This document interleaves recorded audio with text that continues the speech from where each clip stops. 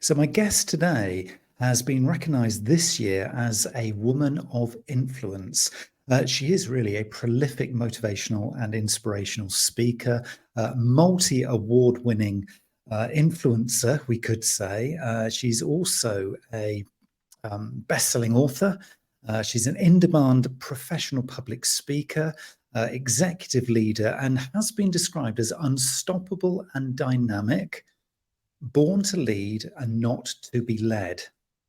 There is a prolific person here in the studio. Joining me today is Victoria Pelletier. Welcome to the show, Victoria. Thanks, Neil. I'm happy to be here. I mean, the accolades there are just numerous and so exciting. I guess for most of us, we would aspire to probably one, maybe two of those things, and you have a whole collection of them. What is it like being so, I guess, dynamic in business? I refer to myself as a multi-potentialite, and that's in having my hands in a bunch of different things that I'm passionate about. What do I enjoy, not only doing for work, but outside. And I've also really focused on building my brand for many, many years. So that's helped with building awareness around the work that I do. And it's a little bit of the snowball effect, if you will. I'm thankful to have been recognized, but at the end of the day, the legacy or impact I want to have isn't about the awards. It's around the people that I've engaged with, the people that I've helped, raising two good humans, all those kinds of things. Yeah, and I guess it is those accolades that give you the attention that you need to be able to do what you need to do. And I guess it's, without the reach and without that profile, it's very hard to make such an impact. But if you're looking for, big impact, does require that kind of recognition, I guess, doesn't it? To some extent, I mean, it helps when I'm, backed by or being quoted in really large publications, or when I worked for employers who promoted. So I worked for IBM, for example, and I ended up writing a piece that they asked me to co-author that still sits on their website today, even though I'm no longer working for IBM, when, same-sex marriage rights here in the US were kept by Biden, and like that had millions of views. So it helps that I had an employer that helped with the publication of it, promotion of it, but also a big part of the reason they even asked me to do it is how public a face I am in supporting diversity, equity, and inclusion, LGBT rights, for example. And I definitely want to go there because that is a really kind of pertinent topic that I think a lot of people are grappling with right now in terms of how to understand it, the depth and the breadth of it, because there's a complexity there, isn't there? And I think we'll certainly talk about that, particularly when it comes to marketers who obviously make up quite a proportion of the audience listening to this today. Is that if we need to communicate appropriately, either our brands or our products or the organizations that we work with and for, we need to kind of understand what is appropriate and what is the right kind of way to phrase and tone of voice. So I want to go there in a little while, because I think that will bring a lot of value to everybody. But I'm really curious, and I'm very, very curious, because one of the things that I know on your biographies sort of tend to be an early starting point in your kind of journey is your backstory and kind of some of the adversity and the challenges that you faced, I guess, way back, which I know you've sort of, publicly quoted, which obviously, and I don't want to go to places that you're not comfortable going to, but I guess for a lot of people, understanding that a very, very successful person can come out of, really kind of challenging sort of early first steps in their life, I guess, and in their childhood can be, a real motivating and inspirational story, I think, for a lot of people. Can you kind of take us back a few stages, really, in terms of, kind of really some of those early days that will have obviously inevitably shaped you? Happy to. Although I should tell you, Neil, I wasn't always as comfortable sharing as openly as I do now. A big part of me sharing has been this journey from a leadership perspective and recognizing, as I coached and mentored others, I was doing them a disservice in having them look up aspirationally to me and trying to understand where my drive came from without sharing with them my lived experience. And I'll borrow from Simon Sinek, but my why. And so my why is that I am determined that I would be better than biology or circumstance in which I was born and raised into. So I'm born to a drug addicted teenage mother who was exceptionally abusive to me, was in and out of the child welfare system a few times before I was fortunate to be adopted out of that situation to loving parents who were lower on the socioeconomic scale. And so there was no money for, vacations and many even of the school trips and things like that. So I started working at 11 to start funding the things that I wanted or some of the extras that my parents couldn't afford. And I do think that lived experience in my early years is what's, again, driven me to want to perform, to do better than either my biological mother or my parents, who were mama secretary, dad a school janitor. So my mom told me, I think, so maybe 11, she's like, Tori, you need to do better than us. And I'll tell you, Neil, she didn't need to say that to me, because although I maybe didn't have the vernacular back then, I knew I wanted to. And so that's what's caused me to drive. I felt I was always in control, or for the most part, in control of my work situation, my ability to perform, to gain new skills for myself, to understand how success was measured, and then deliver. So that's my why. I'm watching and listening to you, and it's quite interesting the way that you describe that kind of early sort of situational programming, or the way that you were both influenced by it, but I guess also took out of it some real strength and some real kind of fuel, I guess you could say, for the rest of your journey. Just watching the way that you describe that and the kind of the energy, you were smiling as you were describing it, and I think for a lot of people, that would be probably quite surprising. It feels like it was a real enabler to you rather than an inhibitor. And that's actually probably quite fascinating, isn't it? To think about that psychological process that was kind of happening around that sort of time. Because it could have gone either way, I guess. Really, you could have replicated everything that you saw, or you could have thought, actually, this is what I don't want. Yeah. And I think that that's just it. It's the what I don't want. And I sign my social media posts with two words or phrases, one of which you've used already for me: unstoppable. That's my philosophy and mantra and how I live my life. The other one is no excuses. And that is because I believe we have choice, not in the fact that trauma might occur, challenge and obstacles will come our way, but we have a choice in terms of how we're going to respond and move forward from that. And so that's been, significant for me. I made a choice that I would not let the circumstance hold me back. No one was going to hold me back. No one was going to tell me how far and wide I may or may not go. And I've had a lot of challenge even, since then. I think I didn't always have a more healthy way of being resilient. My best friend calls me turtle, in that I have this super tough exterior. I can shoulder a lot, but I'm actually still all soft and marshmallowy inside. And I would never have let that marshmallow be seen. I would never have told people the story, because I didn't want to be seen as vulnerable or too emotional, particularly as a young executive and also usually the only woman. And I've now recognized that in sharing the experience and the vulnerability, it builds trust with others.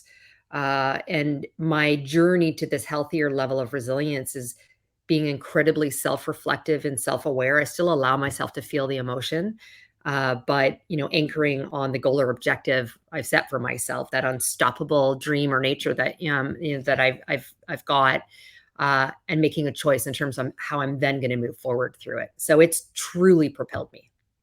There's this lovely balance, isn't there? It's almost a contradiction, isn't it, really, between the one thing on one side, which is the vulnerability. And, a lot of us have, obviously followed Brene Brown and all her work. And, she's very, very eloquently sort of, giving us almost an aspiration to be more vulnerable. And, we won't go into the whole subject of male vulnerability, but there's a big topic there. But I think, in terms of balancing that, marshmallowy kind of interior with this kind of I guess, almost having to be tough exterior, because in a very male dominated environment, obviously we're talking corporate world here, in terms of even being able to be in the game, let alone succeed in the game as a woman, it's as complicated, isn't it, really? Because yeah, you can be super tough, but if you don't have that kind of, I guess, innate set of values or benefits of being female, being a woman in business, then it's really, really difficult, isn't it? Because it's almost then you're playing against males in the male dominated game. Whereas actually you can recreate the game, you can actually be playing your game on your terms. And then actually, then you stand a chance of winning, don't you? Is that kind of how it feels, or is it very different from your perspective? It does, and it certainly did. I think that that feeling of needing to play a game, use the right word, or I often say I wore a mask. When I was younger, in particular, I felt it so much more strongly than I do today. And some of that may go back to, like, I've often felt like I was the outsider, whether it was some of, as I talked about, the socioeconomic position in which I was raised, to being the only woman all the time. I showed up in a way and played the game that I thought I needed to be successful. And I think years later, it actually bit me in the ass, in terms of, I have lots of nice nicknames now, that, being unstoppable or dynamic, the turnaround queen in business. But I had one that I founded in my mid to late 20s, was the Iron Maiden. And it's because I showed up at work. I would never have shown emotion and vulnerability. I was also super young. So I felt like I was the only one in the room. I was the youngest by a couple of decades. I was the only woman. And at the time I was married to a woman. So I am part of the queer community. I'm now married to a man, but, so I was like, oh my gosh, I don't want to give anyone any other reason to think I don't deserve to be here in this room. And so I was very good at understanding our business levers and what success, and outcomes were expected of me, and I delivered. But it came at a time where, and I've been in B2B professional services most of my career. The first exec role came at age 24, when I became the COO of a BPO company, an outsourcing organization, where you have to be on your game managing performance or you lose money. And so, not something I love, but I can tell you, I've had thousands of performance related conversations, and I've had to make some really difficult decisions with regards to people's career and livelihood if they weren't being successful. And I've also been a part of 18 mergers and acquisitions, which usually mean I'm needing to do some kind of integration and reorganization, again impacting people. The fact that I never showed, this is tough stuff, and it's hard for me to do it. It's a difficult decision I need to make, is what got me that nickname. And I had to look at the woman that stared in front of me in the mirror and say, this is not the kind of leader I would want to work for. I don't want people to fear me. I would like them to follow me. And so then I had to stop playing the game. That's part of where I started to share a little bit more of myself. I'm like, I need to be this authentic, vulnerable at times leader, so people trust me, and want to follow me through some of the really difficult decisions and business ventures that we have ahead of us. So COO at 24. I mean, there'll be people listening to this thinking, it's about the age I am right now. To be a COO at my age, what on earth did Victoria do to achieve that? Or how was it that Victoria was viewed by the decision makers to kind of appoint to a COO kind of role at the age of 24? What were those kind of decision criteria? Because I think if almost kind of reverse engineering back from achieving that kind of role would be an interesting kind of retrospective, I guess, for people who are at that sort of age thinking, I wonder if I could do that. But what would I do? How would I behave? What kind of person would I need to be? Yeah, I think it's a combination of a number of things. First, I started working at 11. By 14, I became assistant manager in the retail store that I worked at. I graduated high school. I skipped a couple of grades. So I graduated early. So at 16 and went to university. And I worked in a bank while I was in university, flexible schedule in their contact center. And I got promoted within 6 months. And when I got recruited for that COO role, for an outsourcing organization. They had large financial services clients, and I'd worked for two of Canada's largest banks, was currently working for one at the time I was recruited, and had been running large contact center operations. This outsourcing environment was a privately held company. So I think that helped me as well, and versus some of the public companies and some of the expectations and leadership. But I'd run large call centers with in the banking world, and those were their clients. I also showed up with a significant amount of confidence. I'm not a big fan of fake it till you make it, except when it comes to something like confidence and how you show up. So I think for them, I had years of work experience that belied my actual age. And funny enough, not many women would admit or would actually do this, but I lied about my age in the upward direction. For years, if I got pushed into a corner where someone wanted to know my age, I lied and made myself older. But I also had my first child not like a few months before I started in that role. So everyone expected I was probably 30 at least at that point. And I showed up with much of the requisite skills and experience, but not all. But the confidence and my ability to talk through previous experience and how I'd bridge the skill gap is what got me that job.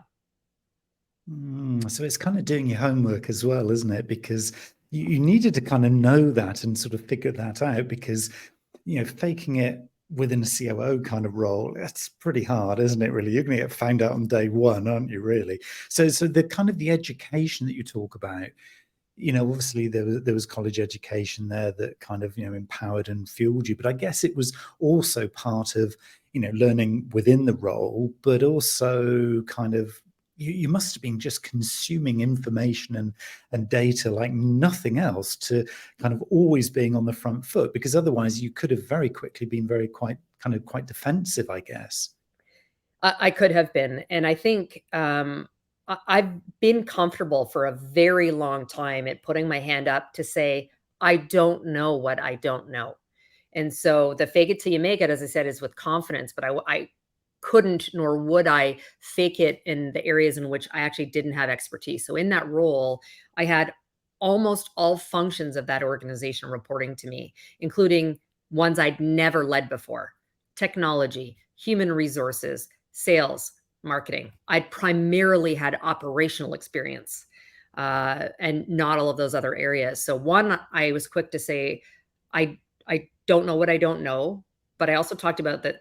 I'm not, I'll say storytelling, but it's more around building the bridge for those that are hiring you around the experiences you do have and how they can be transferable in the new environment.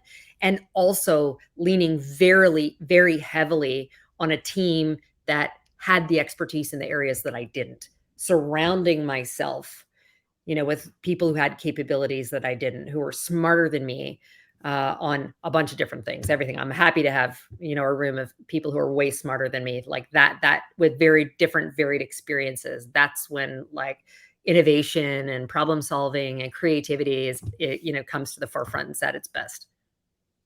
So it's almost like you were wise before your years, weren't you? Because for some of us, it takes forever to figure that bit out. The fact that actually you don't need to be the smartest in the room to be really successful, because surround yourself with experts. Why not? And then you draw on their experience. And I guess for lots of the most successful, people, within commercial world, that is a really, really well proven strategy, really, isn't it? That you don't need to be the expert in pretty much anything if you're a good communicator. And I guess, does this come around then full circle to your original definition there of, being a leader rather than a manager? It's that this is pure leadership, isn't it? So you're leading with passion, you're leading with direction, but you're then relying on the others then to kind of back that up with the technical prowess, I'm guessing. Yeah, exactly. And I also understand what I enjoy doing the most. So if I were to tell you now, in terms of, I'm in career transition, I made the decision to leave my last employer and look for the next C-suite job.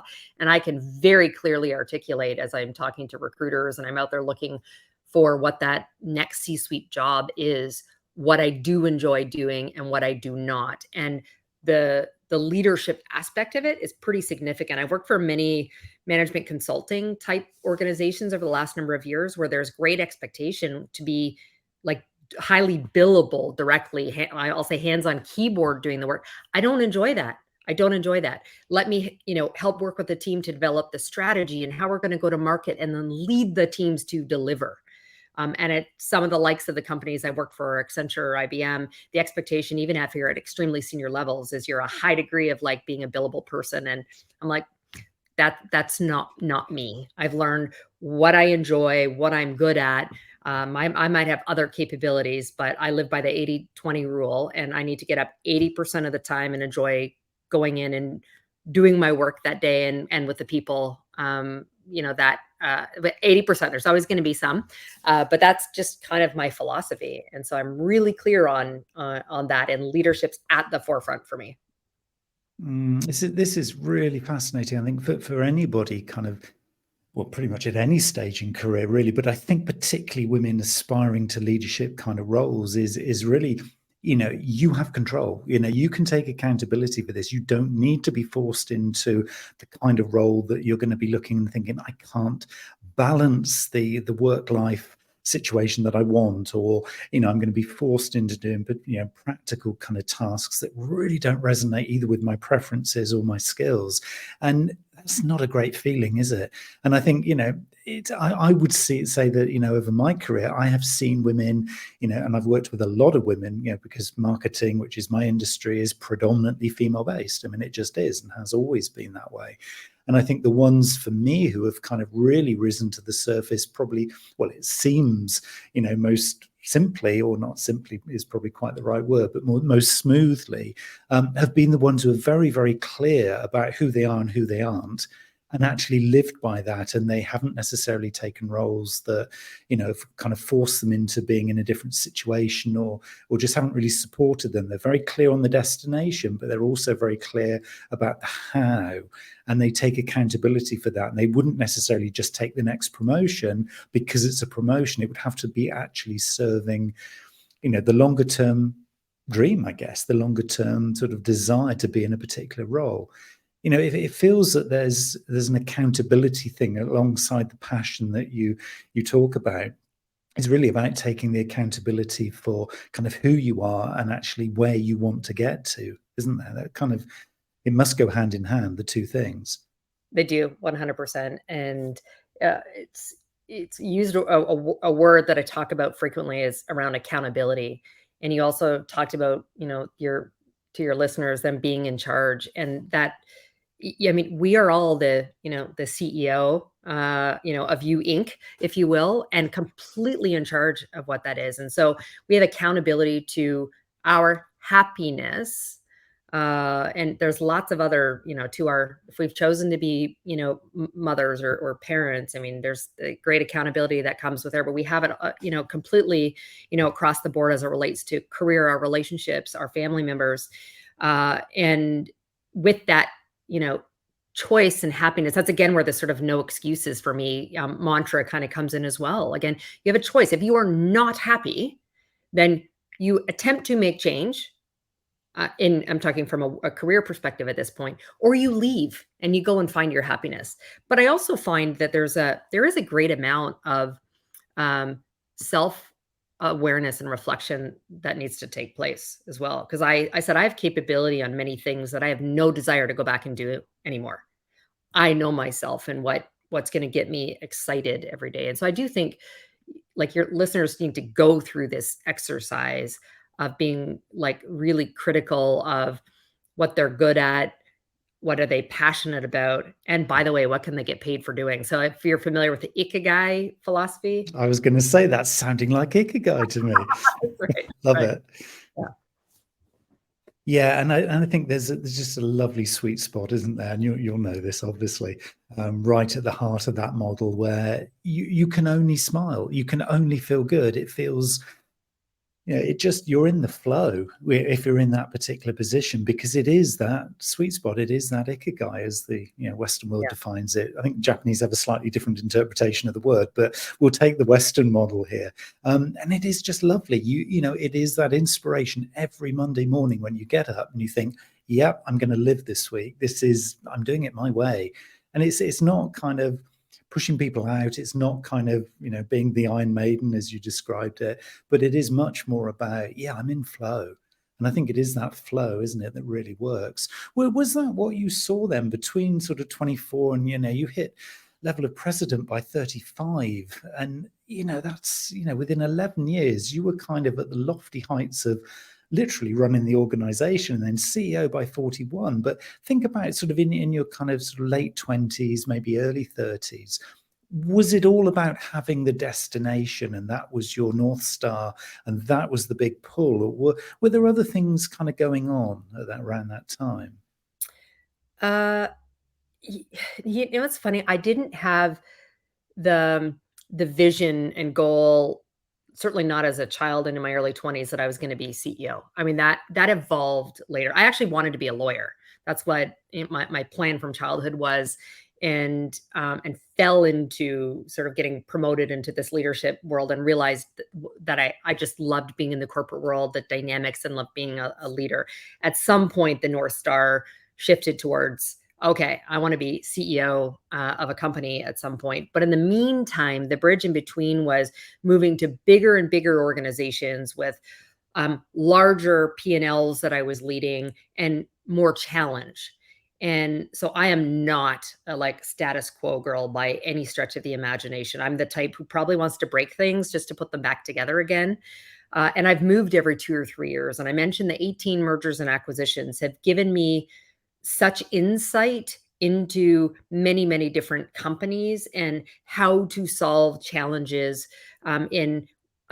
markedly it's with the people, the leadership aspect of it. Yes, processes, let's look at technology as well, but these bigger, so that was over the period from like 24 onward. I was gaining experience in bigger and bigger companies and shifted from private sector employers to the Fortune 100, and running markets or business units for them.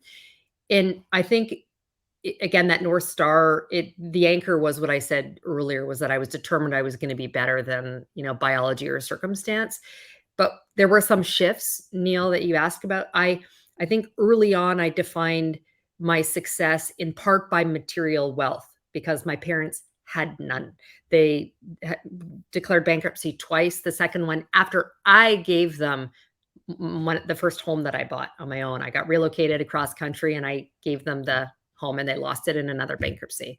And so for me, it was around accumulating more and more material wealth. So as much as I wanted new challenge and opportunity in the companies I was working for, I was, very much around how can I earn more money, because I identified a lot of my own self-worth, wrongfully so, but at the time I thought it was right, around having a bigger and bigger house and more like fancier vehicles and this and that. And there was a shift for me. There was a number of things that happened in my early 30s, where it became less important.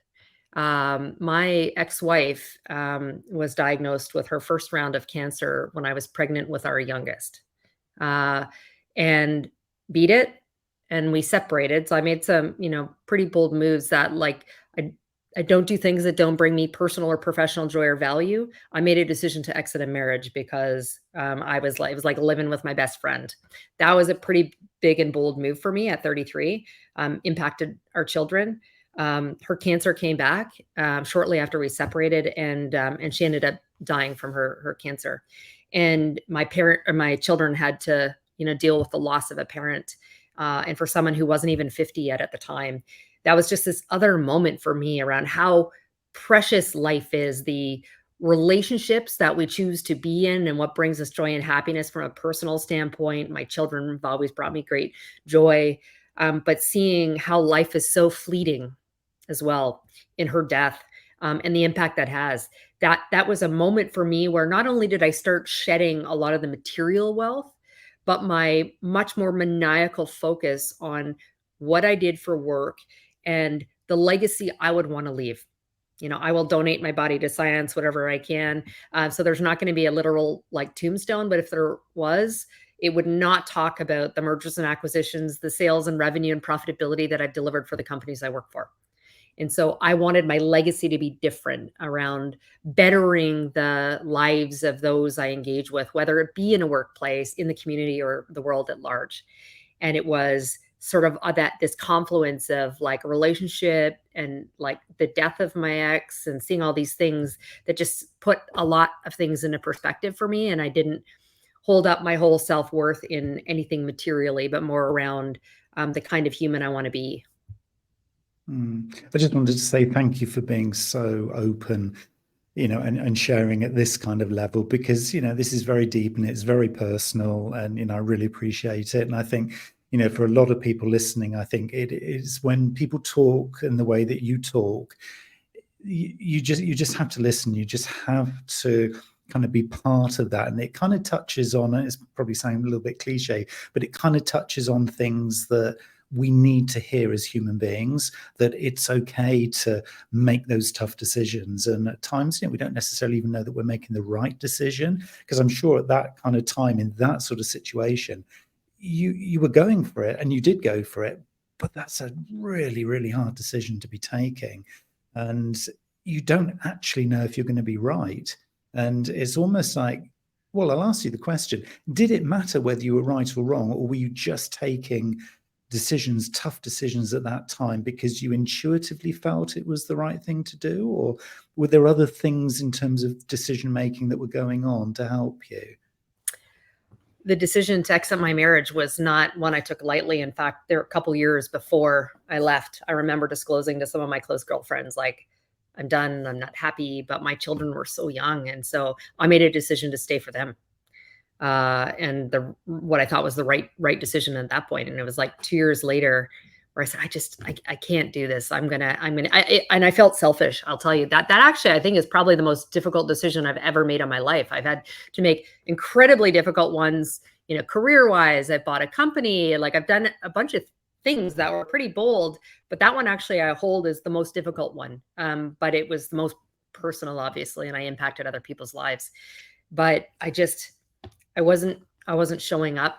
I don't think I was showing up for her in the way she needed, as a partner. And I wanted my children. I want to set a great example for them in terms of, should they choose to be partnered, like what do I want for them? And I was, very fortunate that to met my husband, and he subsequently adopted my kids, and they see a very different relationship with him now, and the kind of love and like. So I went with it after years of trying to wrestle with the decision, and a little bit on just intuition. I didn't know, Neil, how it was going to work, and it was really painful. But ultimately, it's panned out by making the difficult decision, to a place that I don't think I could be in a better spot. And as I said, I think I've taught my children something along, the way as also. So you're not one for procrastination, are you? You'll go for it, won't you, with a decision, commercially, career-wise, or personally. It feels important, not that there's an urgency, but just there's a confidence in the decision-making process that I'm going to be okay. Is that fair to say? Did you always have this kind of sense that whatever the decision I take, it's going to be okay on the other side? Yeah, I live with no regrets. Could I have done things better or differently? Yes, for sure. But I've learned along the way. So for me, I do know I am going to be okay. I take bold risks because I'm not good with the status quo, because I want to be challenged. Now, I make informed decisions, but I also make them incredibly quickly. And so, yes, there's no procrastination on this part at all. But I do try and be as informed as possible and still rely a little bit on gut instinct. And if it's not quite as successful as I want, I know I'm going to be okay, and I'm going to build a plan, and I'm going to move forward and get ultimately where I wanted to be in the first place. And I think, for literally everybody listening, including myself, remember that, Tori's talked about the 80-20 rule, about, making judgments and just going for it, but not in so much haste that you're kind of flying around in the wind and the weather. And it's just kind of like, oh yeah, we're going this direction, then we're going this direction. It feels coordinated, even though, there isn't necessarily always a North Star that you're pointing towards. You're living in Ikigai, aren't you? You're still making decisions from the heart, but partially from the head as well. And that's a lovely balance. That feels both really grounded, but also that you can kind of enjoy it. It's not too overthought. It kind of feels there's a little bit of intuition there. There's a little bit of kind of wisdom, if we use that word. It just feels a nice, wholesome balance. Yeah, it does. I'm a little bit I'll say go with the flow. I mean, again, there's some education. I think of like I moved originally Canadian, but I've been between Toronto and New York, um, for the last 20 something years. And then I made a decision a couple of years ago to move to South Florida. That was not part of the plan. We came here, fell in love with it, and I was like, oh, okay, and here we are, and it's turned out incredibly well. And so I love that sense that I'm strategically intentional with things, but at the same time open to a world of possibilities and going with that flow. Wow, I'm just going to do a little timestamp on that moment and that quote, because that was the quote that I'm going to be putting out here to promote this episode. That was the moment. Yeah, strategic but open to the possibilities. Oh, yeah, and I think that is the balance, isn't it? I mean, again, this is all playing out so well for you. You're in a great place professionally and personally as well. And this is just lovely evidence that this is the right formula. It's just so lovely to hear this, because I think so many people are really struggling at the moment, aren't they? I mean, we see so many, cases in the media of, people struggling here. There's lots of debt, people are finding, they're living in fear. There's all this fake news, conspiracy, this, that, and the other. There's so much negativity, and yet you're just plowing through this, making good strategic decisions with no regret. And it's got to be the way, hasn't it? Isn't it? Because fear-based decision making just is not. Well, it's not your way, I can tell.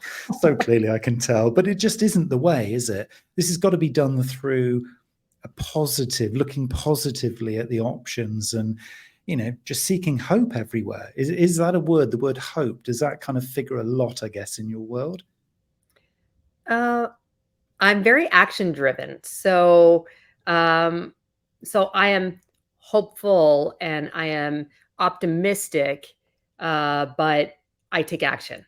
And so that's just a little bit of a distinction for me with the word hope. But there's sort of one caveat or nuance, I think, Neil, to the being strategically intentional and my 80/20 rule. I don't want your listeners to think that they might not need to make some decisions or compromise at certain times because they need to. I mean, look, the tech sector's laid off tens of thousands of people, looming recession, so the market's not great. We still need to provide for ourselves, our family if we have, et cetera. And so I just think it's also okay to give yourself permission to take a sidestep or something out of necessity. But then the mindset you get in is you're very clear that this is just for the next 6 months or whatever it is, or until I find that next role, so that not waiting for perfection. Sometimes it's okay to, again, make some trade-offs and compromise because we need to. And I've certainly done that many times in my career, in my life. And I guess, taking that vulnerability, because a lot of that can feel vulnerable. I know there've been a couple of times in my career when I had as I describe it, a proper job, rather than now where I just do what I love and, I can make a living. I'm underselling that, but anyway, moving on from that bit, the kind of thing, I guess, that sort of comes through, sort of for me, there is that kind of that choice of vulnerability and just kind of a sort of allowing yourself into it. And is it a harder thing to do being a woman in some kind of leadership role? Because it's like, oh, well, that didn't work for you, so therefore we're not so interested in you now because of. Whereas if you're a male doing that, it's like, oh, you took a career break. Hey, good for you, buddy. And then you're back into the next role. There is a differentiation here, isn't there? Because there is a lot of legacy that we're trying to beat back here. There's a lot of history. There's a lot of, incorrect assumptions about women in leadership that go back, where it's systemic, isn't it? It just goes back forever in a lot of industries. Do you find that it's almost like you have to sort of play a bit harder if you do take those kinds of decisions being a woman? I think many do. I feel I'm I'm very atypical, however. So in some of the traditional roles of a woman, maybe more on the household side. So by a number of regards. So I didn't take any mat leave or maternity leave with my younger one. Like I worked online the same night that she was born. She was sleeping. I was released from the hospital. She was sleeping. So I just quickly hopped back on. But that's my choice to do that. And I worked from home for the first couple of weeks, and then I went back. And I had a lot of people trying to make me feel guilty for that. I have enough mom guilt of my own. I don't need anyone else putting that on. But would anyone say that to a man? No, and now, yes, there are physical differences for sure. But very healthy, great childbirth, no issues. So for me to be back at work in a couple of weeks, my ex-wife, was home. I mean, that was her first bout of cancer, but she was there, and we had a nanny who helped with the household and them. Right. So that was my choice. And so I've dealt with that many, many times, being questioned. Or a couple years later, I was 6 acquisitions over the course of 18 months, and I was on the road almost 100% of the time. I'd come home and my younger one was like speaking in full sentences, and I'd miss things during that week. Again, my choice in doing that. And questioned constantly that my male counterparts never were. But I will tell you, on the flip side, when she passed away a couple years after that, and I was traveling 70 or 80% of the time, I quit that job to go to one where I had less travel because my children needed me. So that's a little bit of those trade-offs as well. So I quit a job I loved, but to take one with less scope and responsibility, but that had me home. And that was the right thing to do at that point. I've also, seen in the workplace too, the times, where I've decided to be vulnerable. It's little less for me than maybe some of my other female counterparts, where the showing up in a certain way and being too assertive has gotten me called a bitch, or it's aggressive versus assertive, depending on the gender, or being too emotional and vulnerable. And I think because I'm so strong and very confident, I don't get painted with, being told that I'm too soft in the workplace for showing up with that kind of vulnerability. But I've heard other women referred to like that in the workplace because they were very kind and caring and emotional with others. Mm. Do you find this kind of plays out across, other, and I'll use the term, I mean, obviously within a leadership role, women are in the minority. You just look at the stats, it's in every single sector. So just kind of putting women into that minority sort of category, I guess, within leadership. Did you find this would apply across a range of different minority groups? Because I think there must be similarities, and certainly my observations are that it's more challenging to get on if you are in a minority group. But looking towards more kind of leadership roles, do you think the tide is changing? Do you think certain sectors maybe are becoming a little bit more receptive to the idea of minority groups in more leadership roles? Because I mean, the benefits of that are so obvious to me. And yet, obviously, there's this kind of archaic view, which is prevalent in lots of sectors. Yeah, there's been such a tremendous focus, particularly in North America, but we're seeing it worldwide, where the stock exchanges are mandating diversity on boards or in senior levels. So we're seeing that over the last number of years. However, I'll say the focus on it, the chief diversity officer was 2 years ago, was one of the most prevalent senior roles out there. All these diversity hiring initiatives. But the reality is the needle has barely moved on that. You see in the Fortune 500, we've finally hit over double digits for women. There were 53 of the 500, although one of those just resigned, and she happened to be also one of the only 6 Black CEOs. So for me, we've got 60 years before we hit gender pay equity in North America, more than 100 years in other countries around the world. So I think there's such awareness and acknowledgement that we need to do more. But I go back to strategic intentionality, a phrase I use very, frequently. We need to go through our unconscious bias training, because otherwise we hire people that look like, act like, and have similar experiences to us.